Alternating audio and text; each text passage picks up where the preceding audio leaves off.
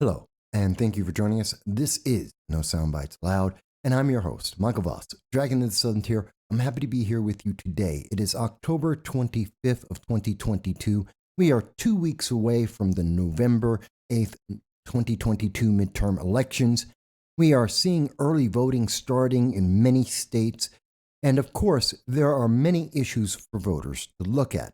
Today, we're going to be taking the suggestion from one of our members of the audience, looking at West Virginia, looking at the 2022 state ballot and an issue that many voters are confused on, and we will give you our opinion. We will give you some advice and look into the issue a little more deeply. We hope that this will help voters to come to a decision for themselves. We hope that if there are other states, other proposals and amendments that are being suggested that you may have a question on, let us know, and we will address that as well. Now, first, we do want to mention, if this is the first time that you are seeing our channel, we want to welcome you and we thank you for being part of our audience. We want you to know that every Sunday at 2:30 p.m., we do a long-form conversation with you. We go live to hear what you have to say about the issues that are affecting us all from anywhere in the world, to take your tweets, your calls, your chats, and to answer your questions about the issues that matter to every single one of us, because we believe in your First Amendment right, your right to freedom of speech, and to talk about the issues that matter. So we hope you will join us every Sunday as we go through this. Now, as you may imagine, we do long-form political commentary here, and we look in depth at all the issues that are affecting both America and the rest of the world. And what's happening in West Virginia, what's happening in the 2022 state ballot is just as important as what's happening in Louisiana, where they're looking to change the state constitution and allow slavery to once again exist. We talked about that on Sunday during our live stream, where we went over that constitutional ballot. But during that discussion, we were asked by one of our listeners, one of the members of the audience, to look at the West Virginia State Amendment number 2 that will have a direct impact on the lives of so many Americans, about 1.8 million West Virginians, and therefore will also further affect the rest of the nation.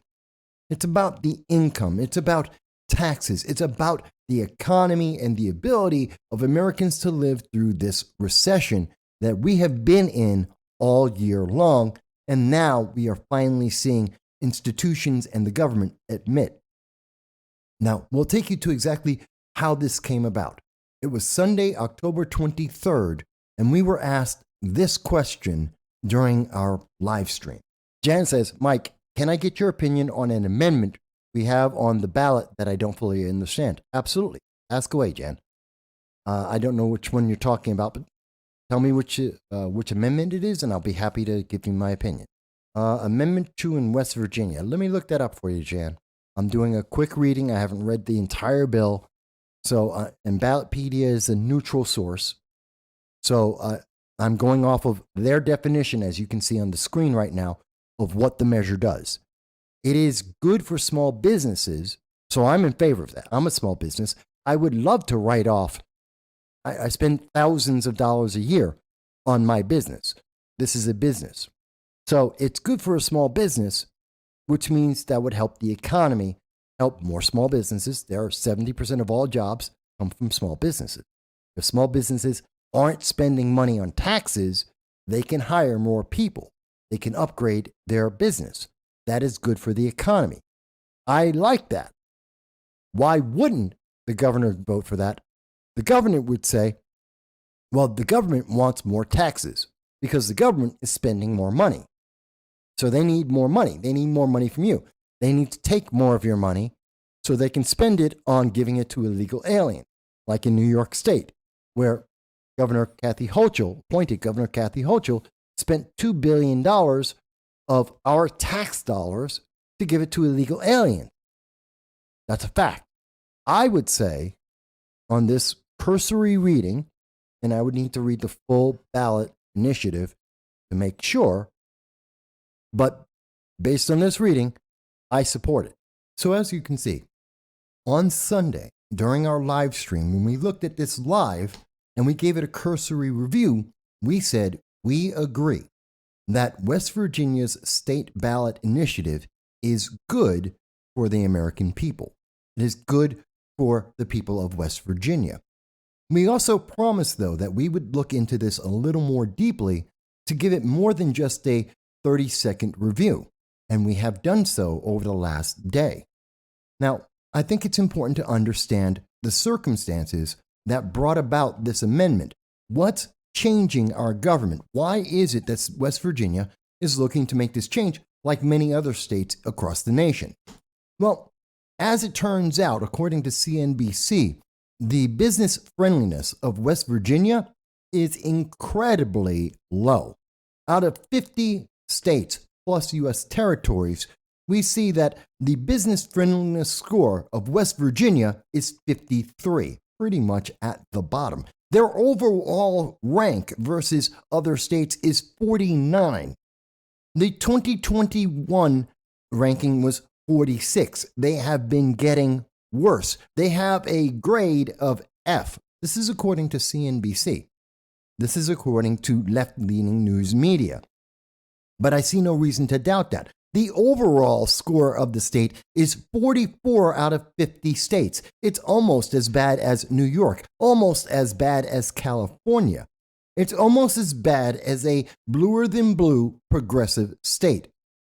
That's a problem. If we look at West Virginia's debt, West Virginia is looking at a population of 1.8 million. This is way smaller than the entire population of New York City. But it is a mid-sized state. And West Virginia has about 18% of its population that are on food stamps, that are giving government aid. The debt for West Virginia is $17 billion. Hundreds, thousands, millions. That's $17 billion. That is an enormous amount of debt, roughly about $9,500 per person in the state of West Virginia. So we can say pretty easily, West Virginia has a problem. They're not making money. They're not growing their businesses. And as we mentioned on Sunday during the live stream, this is a problem. It is accepted by everyone that the engine of employment, of jobs, is small businesses. 70% of all jobs come from small businesses. That's true everywhere in the nation and including in West Virginia. And the fact is that if you have a business unfriendly state like New York State, like California, like Illinois, what you will see is that people will leave that state to go somewhere where the job opportunities are more prevalent, that they can start small businesses and to be able to be their own boss. People are doing that. We've been seeing that in New York and California for more than a decade.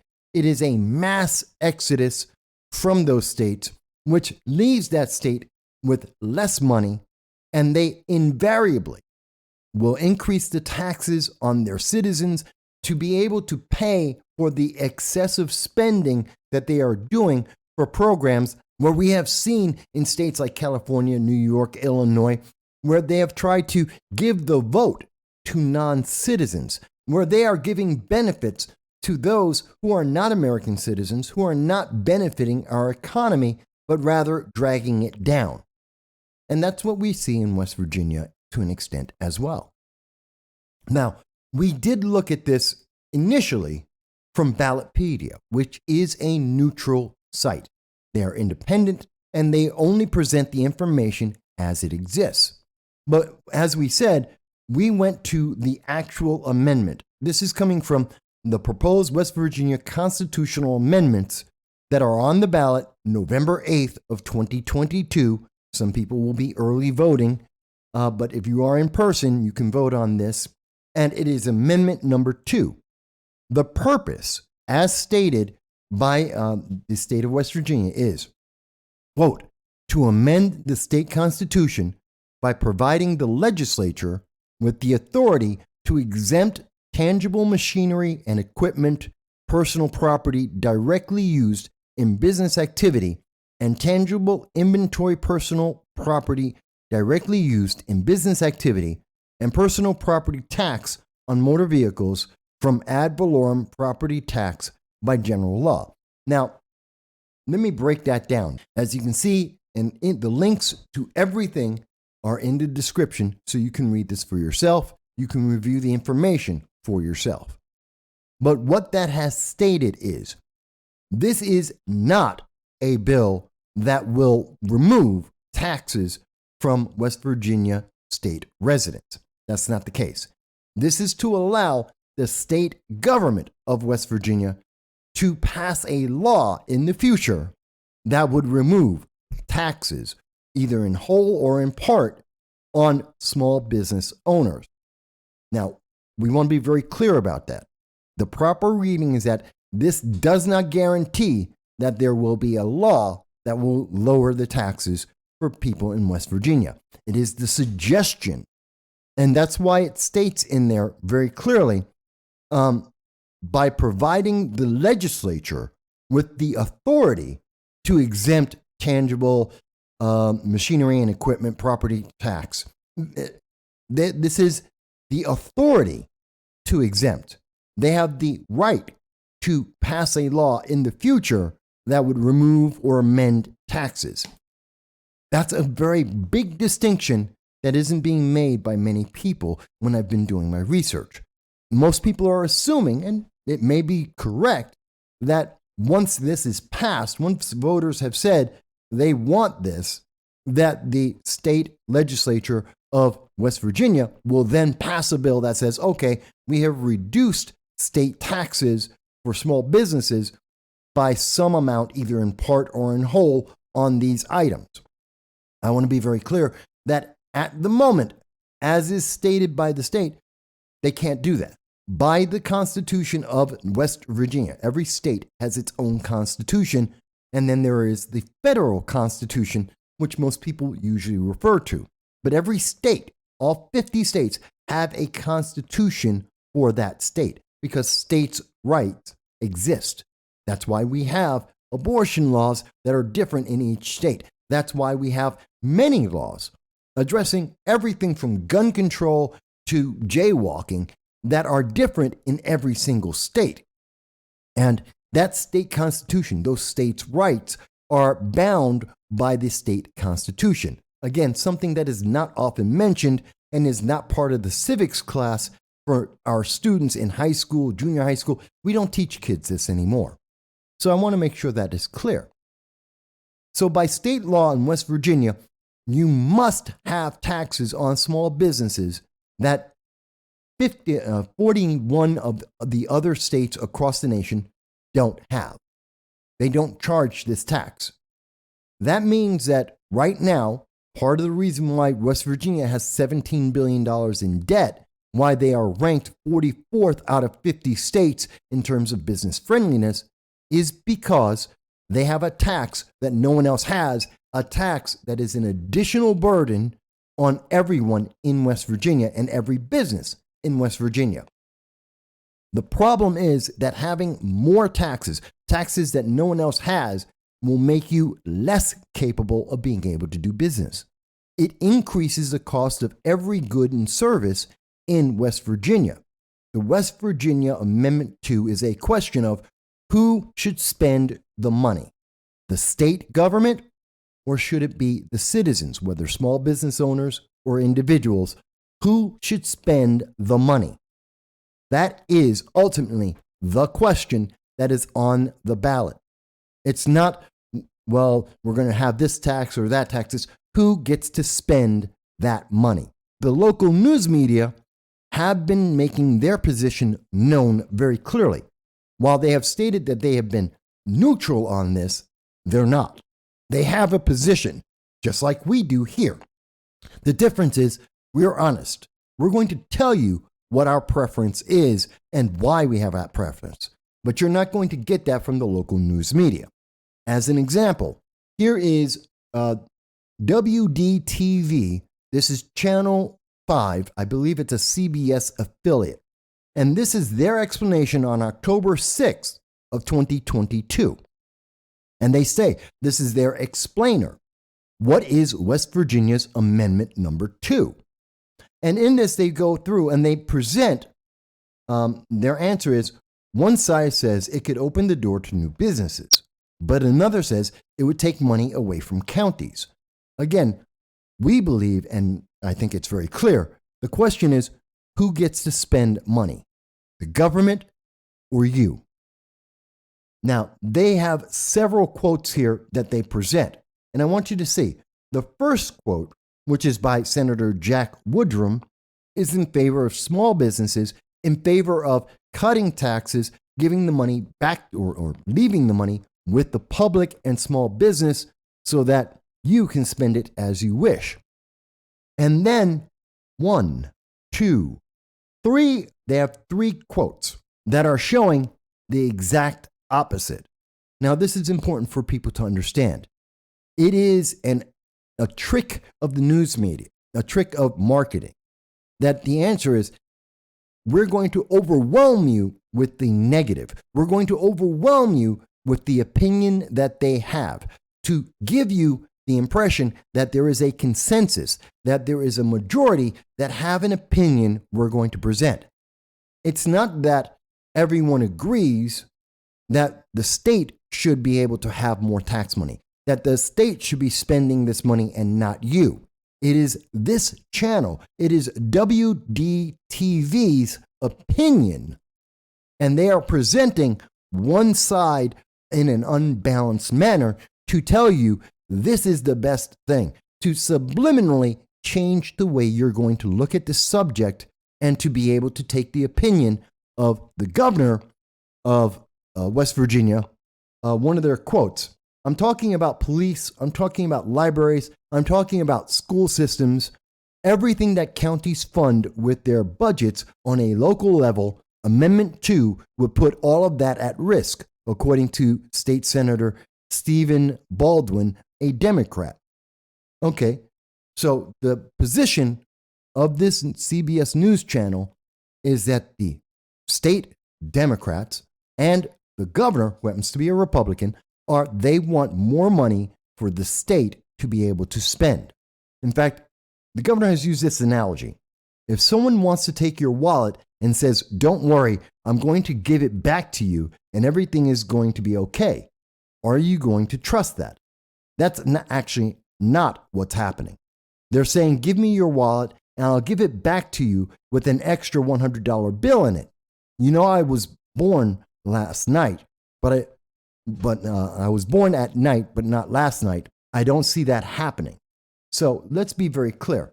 They have made an analogy that is confusing, and they have tried to confuse your position on this. They're trying to make this sound like there is some kind of Ponzi scheme, some kind of three-card Monty scam that is going on, where the government is taking your money and then they're promising to give it back to you, but they don't give it back to you. That's not the case. That's not what the bill says. And I want to go back to it to be very clear for you so that you know exactly what's going on. The bill says that this is going to provide the legislature the authority to exempt taxes on small businesses and cars. That's what it says. So this isn't a three-card Monty scheme. They're not taking money and then passing it through various government institutions to give it back to you. That's what exists now. That's what the state is doing at this moment. The state of West Virginia, like all states, like New York State, like California, they're taking your taxes and they redistribute it into programs that they tell you will make you safe or will help you. They redistribute your money to give to illegal aliens, as we have seen done in New York State and also in California. Now, that's not to say that the state doesn't use the money for police, for funding police, or for libraries or other public services. Of course, there's money being used for that as well. But the question isn't as being presented by CBS News, where they're trying to make you believe that this is a scam, that the government's keeping your money and they're just lying to you. No, the government's already doing that. I want to be clear that we believe the governor is wrong. We said this on Sunday during our live stream and our initial review, and in looking at it even more, we disagree with CBS News. We disagree with the Democratic state senators of West Virginia. We disagree with the governor of West Virginia. It is always in the best interest of the public to keep your money. If the state does not take money from a small business, if they do not take money from individuals, that means that small business and you have more money. Now they will tell you, well, that just means people will be greedy and they will have profit. Okay, let's run with that idea. Let's assume, just for simple math, that West Virginia is taking 10 cents out of every dollar that is spent by a small business. 10% is going to the state, and the state is using that for various programs, whether it's a library or whether it's for illegal aliens that are being shipped up by the government, by the Biden-Harris administration in the middle of the night, and they're shipping illegal alien children into West Virginia, as they have done in New York State, as they have done in Tennessee, as they have done in California. Okay, so that's where the money is going. The question, the governor is saying, well, West Virginia cannot survive without this money. Let's deal with that first question. Well, the fact is, 41 states across this nation don't need that tax for them to survive. West Virginia does not need this tax. They do not need this tax because the overwhelming example is it is an unnecessary tax. In addition, let's think this all the way through. If that tax does not exist, that is more money for small businesses and individuals to spend on other things that the state does tax. They're spending tax dollars in other places, and they're able to spend more of those tax dollars in other places, giving the state their tax revenue, which is why 41 other states don't tax people like we see in West Virginia. They're making the money in other areas. They don't need to nickel and dime every small business, which impedes, that holds back the small businesses. It's why you don't see that their libraries, their police force, their fire departments, why they have departments of water and transportation. They are running their states.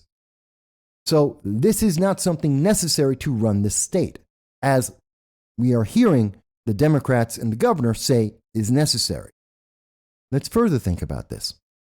And when we made this example on the Sunday live stream, if more of your money is staying in your pocket as a business owner or even an individual, then you are able at that point to grow your business more. Maybe that means you have more ads. Maybe you buy another piece of equipment. Maybe you hire another employee.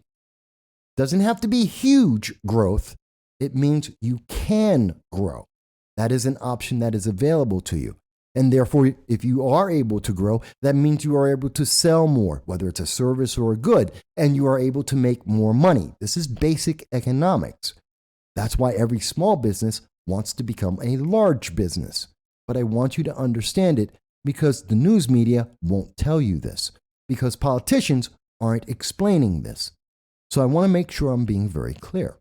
You have less people dependent on the state. As I said, roughly about 18% of the people in West Virginia are getting food stamps. For every person that is hired, that's fewer people that need food stamps. That's less of a burden on the state. The state has to spend less money, and therefore you don't see the state debt going higher than $17 billion, ideally.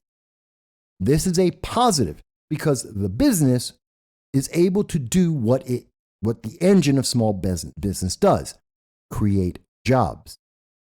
And therefore, more people have money and more people can spend that money, and the state will still get its revenues, but people get to live the lives they want. This is historically correct throughout the history of mankind. No matter how some Democrats or progressives may want to present this, the fact is, this is how business has grown. This is how we have seen the Western world become so beneficial to so many people. And why so many people have been lifted out of poverty is because of this capitalist idea I have just presented. The counter argument, though, is that the state needs this money. And I think it's a silly, silly answer, because we have seen state after state after state waste money. In fact, we have never seen a state government that has done a good job. I will give you an example. Now, this is in Portland, but in Portland, this year, 2022, May 4th of 2022, Portland is adding three public restrooms to their downtown area. Now, I want you to imagine, how much money do you think that Portland is going to be spending on 3 bathrooms, putting in 3 essentially porta potties? And you may think I'm joking about this. No, I'm being very serious. 3 porta potties in Portland. How much money would you spend on that? Well, in total, there is $600,000 that the City Council of Portland has authorized towards restrooms in the city of Portland. $600,000. Now, it sounds like, well, Mike, they're going to be spending $600,000 on 1 bathroom, 1 toilet, or 3 toilets. They're spending $200,000 per toilet. Yes, I know that sounds ridiculous. That's not quite as bad as Portland is doing. Portland is spending $100,000 for 3 unheated aluminum structures with translucent roofs and solar-powered lighting. $100,000. That's $30,000 a piece. Now, you may say to yourself, well, Mike, couldn't they rent that instead? In fact, they could rent it, and on average, national average, $258 a month. That would be about $3,000 a year. Let's round it up. It's $5,000 with higher inflation, with higher costs on interest rates. Let's call it $5,000. They could rent 3 porta potties for $15,000, not $100,000. Not $100,000. This is the waste that we see in government, in state businesses and cities. How about women? You may say, well, Mike, they could buy a porta potty instead. They could. And if you went out, you could buy a porta potty for $800 or $2,000 or $150. I mean, look at the models that they are talking about. Metal, translucent tops, that's about $2,000 each. You can get them as little as $800 each. This is not expensive. You could literally go out and buy, as an individual, the very same thing that the city of Portland is buying for $100,000, and you could spend less than $3,000. You could rent it for $5,000. This is what we are seeing that the state of West Virginia wants to preserve, the ability to waste money. And trust me, it's not just the city of Portland. We are seeing that, and it's just come out today, San Francisco is spending $1.7 million for a single public toilet. I want to be very clear here.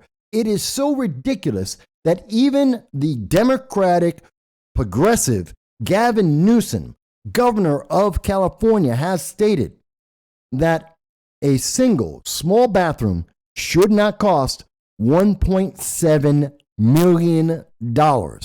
Portland, San Francisco, New York, these are examples of Democratic-run cities and states that have gone decades of Democratic rule. We have seen that they have abused the states, and they are some of the worst, the very worst business-friendly locations in the nation. That they are ranked lower than West Virginia, that they are less likely to have a new business or a small business grow. West Virginia, in keeping the tax is becoming more like California, where they spend $1.7 million for a single toilet. They're becoming more like what we see in Oregon, in Portland, where they are spending $100,000 for public toilets. No. This is wasteful. It is unnecessary. But again, as proposed by CBS News, well, it's the government that's trying to be transparent. How transparent is it when we see the wasteful spending in cities and states across this nation? It's not very transparent unless there is breaking news, because the people of San Francisco weren't told that a single public toilet would cost $1.7 million, because the people of Portland weren't told that $100,000 would be spent on something that you could rent for less than $5,000, that you could buy for less than $3,000. And we've seen this in so many aspects, even on the national level.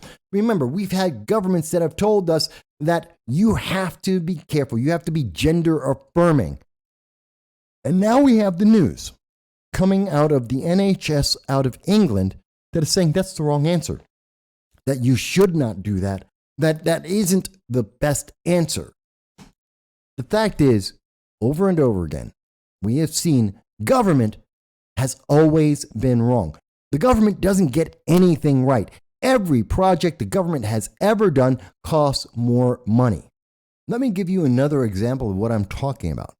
The government is always wasteful. The government is always worse than anyone else. Let's go back in time a little bit. 2014. Now, we all know you can get a website for $100, $200. You can get and make an entire website for less than $1,000 with all the bells and whistles you could possibly want. Even back in 2014, it would cost you less than $5,000 for a handmade website with every bell and whistle you could want. The Obama administration in 2014, in their effort to create Obamacare, spent $840 million. Let me say that again. $840 million to make a website. That is the most of almost any website ever in the history of the United States government. And this is coming from The Atlantic. This is the far left reporting. There are many reports showing that the cost was even higher, well into the billions.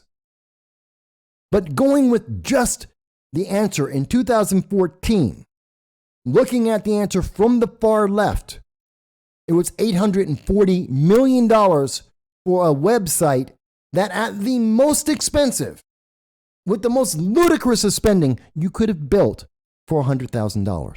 For a website, by the way, that crashed. It didn't work. We spent $840 million for something that failed day one, that we knew would crash and fail and burn. And then they spent hundreds of millions more to fix what was already made, that was already broken. So when I hear CBS News tell us that the government is going to spend your money better than a small business or yourself, I don't think that's correct. Let's sum up. West Virginia's Amendment 2 is exactly and specifically the right for politicians in the state of West Virginia to propose and possibly pass a law that would cut taxes on small businesses, allowing those small businesses to grow, whether to hire more people or to increase the products and services they provide, and to allow the people to be able to do better directly. That's what they are asking for. The right to make a proposal to try and pass a bill. No guarantees there. It may not happen. You may not get lower taxes. The governor could veto it. There is no guarantee here. They just want the right to be able to try. And the governor is saying, no. CBS News is telling you, no, you don't get the right to even try, to even make the offer. That is what is on the ballot for West Virginia. The opportunity to try and improve West Virginia. Politicians don't want to say it that way because it's not going to help them keep power. States don't want to say that because they lose money and they lose power. CBS News has a vested interest in making sure that states have as much power as possible and that they're as democratic as possible. We hope that you like, share, and subscribe, and we hope that you found this to be interesting and informative, but we gain nothing. So what we would say to the people of West Virginia is vote yes on State Amendment 2. We also would suggest make sure that you are electing people in 2022 and beyond that are going to be responsible, that they will actually propose and pass a tax cut that will help the small businesses in West Virginia, that will help the people of West Virginia without government getting in the way. That's what we hope. It's not enough to just vote yes on Amendment 2. It's to elect the most efficient, the most effective politicians you can so that you're going to get the best result. Because Amendment 2 isn't a guarantee. It's a promise to try. And if you don't have the right people trying behind the scenes, working on that promise, then it will fail, no matter how you vote. You may disagree, and we are happy to hear what you have to say about this, whether you're in West Virginia or anywhere else. And we ask you to always join us every Sunday at 2:30 p.m. Eastern Standard Time for our live stream as we discuss this and other issues that are affecting people across the nation and across the world. We thank you for your time today, and we look forward to seeing you again soon. I know you've heard it before. What difference does it? You make the difference. When you watch, chat, tweets, your likes and shares, and your subscription, you make the difference. From across the world, you help us to keep the lights on and the stream alive. You are making the difference to fight the woke and the crazy legislation that we see before. We at No Soundbites Allowed, and I want to thank you for everything that you do in helping us reach our goal, and your likes, your tweets, your comments, and your subscriptions to the channel. We want to thank you from the bottom of our heart. And this is a special thank you to those who have donated to the channel and helped us in all of our efforts. We will strive to make this channel the best that we possibly can because you deserve no less. Thank you.